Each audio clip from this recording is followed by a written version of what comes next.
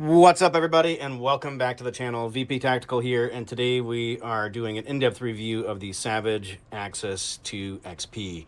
So we're going to talk about the features it has, the performance of the rifle, and what I like and didn't like about it. And of course, if you enjoyed this content, found it helpful in any way, you can support my channel by subscribing and hitting that bell notification. That means the world to me. And if you didn't get a chance to see my previous unboxing video, here's a quick recap of the features of this particular rifle. And so it does feature a free-floated carbon steel button-rifled barrel, and you can get it in either 20 or 22-inch options, along with a heavy barrel that has a threaded end for accessories, such as a comp or a suppressor. And again, as I mentioned, the barrel in this case is free-floated, and you also have the option, there are upgrades out there if you wanted to change the chassis. Bolt action, it comes in left to right-handed models, 1 8 twists. Magazine happens to be a 4-in-1, and it is half poly, half metal. And it does have built-on scope bases, which some folks said, you should probably throw some blue Loctite in there. I haven't done that yet. I've just been shooting this thing, and quite frankly, it's been just fine. So this is a two-piece Weaver-style scope mounting system or scope base. It does come with a scope, and this is the XP model. And so you do have the option of getting either a Bushnell 3 to 9 by 40 or a Weaver 3 to 9 by 40. It does have a built-in recoil pad, which I'll show you here. We'll slide this bad boy up. 2 QD studs. There's one here, and then of course one up here on the forearm. And it also has a Accu trigger, and so this one does have like a little blade in here, and it is adjustable, so you can actually go from 6 all the way down to 2.5 pounds. Overall length of this particular rifle is 42.5 inches.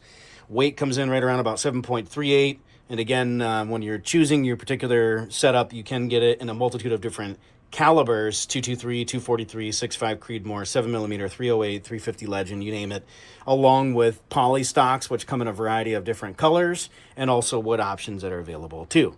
And so now, talking about what I did like about this particular rifle, and what I do like, and the fact that it included a scope, although this wouldn't necessarily have been my first choice, I would personally prefer a slightly higher power. Maybe like a 4 to 16 is preferred, or 4 to 12.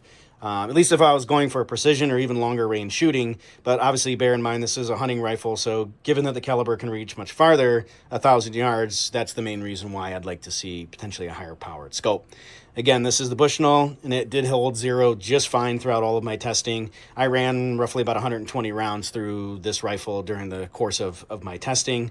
And again, I also like the built-in recoil pad. The 6.5 Creedmoor, while not it doesn't have as much recoil as a 308, for example, or a 30-06, in my opinion. It does have a bit of recoil, and that recoil pad does actually take the edge off a bit. So what didn't I like about it? Well, the bolt does feel a little bit sloppy, and at this price point, I mean, it's kind of hard to argue with.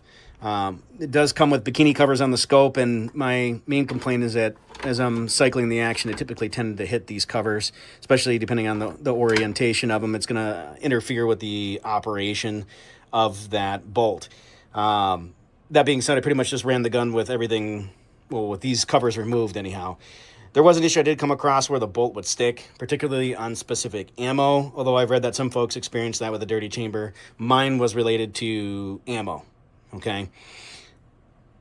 Beyond that, the scope did come pre-bore sighted according to Savage. However, again, I found it still a bit off, even though bore sighting only gets you a portion of the way. And again, something that's not the end of the world. Performance and groupings, I did want to talk a little bit about that. Overall, I am genuinely impressed with the performance out of this rifle. I did test 3 different types of ammo. I ran Fiocchi 129 grain, Cellular and below 140 grain tactical, and Hornady 129 grain SST Superformance. Overall, this particular rifle did seem to favor the 140 grain projectile over the others, and my best groupings were using the S&B ammo. And so we're going to talk a little bit about those groupings now. I'm going to show you a little bit about what I did. So talking a little bit about the groupings, this was at 100 yards after I had already dialed it in at 25.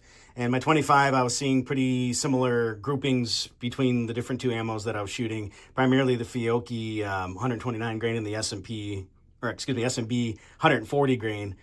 That's what I had to start with anyway, and I eventually picked up that Hornady ammo and ran that later in a different test. You'll see that on the next target that I have to show you. And so this one, again, S&B is on the right, Fiocchi's on the left.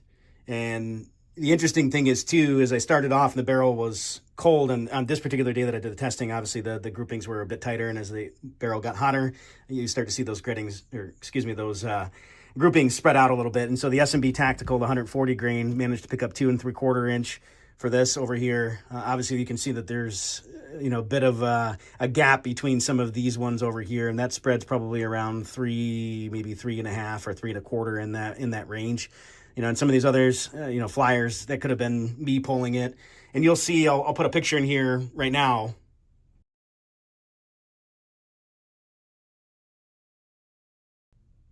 which shows you what I was shooting off of to begin with, which was just a wood block with a little piece of carpet on it. That's what they included at the range. And again, over here, Fiocchi, I see groups as bad as 4 1/4 inch, which again, for a hunting rifle, it's not terrible. I think based off of how I was shooting, it would be similar to what you might find out in the field if you were, in instance of hunting for deer and you had, let's say, the fore end of the barrel or the fore end of the gun just on the edge of the window of your hunting blind, which would be probably pretty similar to the way I was shooting, again, with this piece of wood block with a little bit of carpet on it, just to give a little bit of padding, but not much. And so I think this would probably be more indicative of how or what you might see in the field if you were out shooting, again, about 100 yards. And so that being said, these aren't terrible. Again, $300-400 hunting rifle, you can't really go wrong with it. Now the final set, and this is last or most recent range visit that I did using a Caldwell Matrix stand, I guess, if you will, or shooting rest system. And I'll do my own review on that separately. If you folks are interested, I'd certainly be happy to do so. But at any rate, I wanted something that was going to be a little bit more dialed in so I could see what precision this particular rifle has. And again, there are obviously a varying of different factors. There's weather, there's wind, there's temperatures, you name it, all sorts of different things that go into it, including the shooter.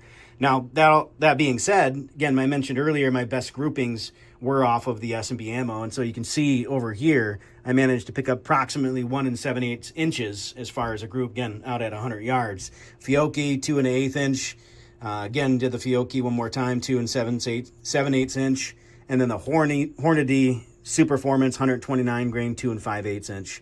So all in all, across the board, this particular rifle, and yours may be different too, but this particular rifle happened to favor the heavier 140 grain rounds. So with all of that information and all that being said, this particular price point rifle is a heck of a buy. I got this essentially for $279.99 after mail-in rebate.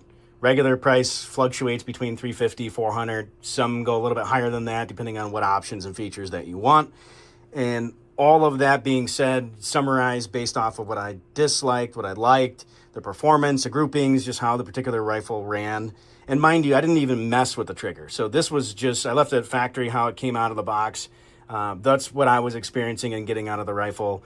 Again, I don't think that's something that you would necessarily want to touch if you were going hunting. Maybe you dial it down just a little bit, but I think from a safety standpoint, some folks might not want to mess with that. But again, to each their own. It does have a physical safety built into it as well.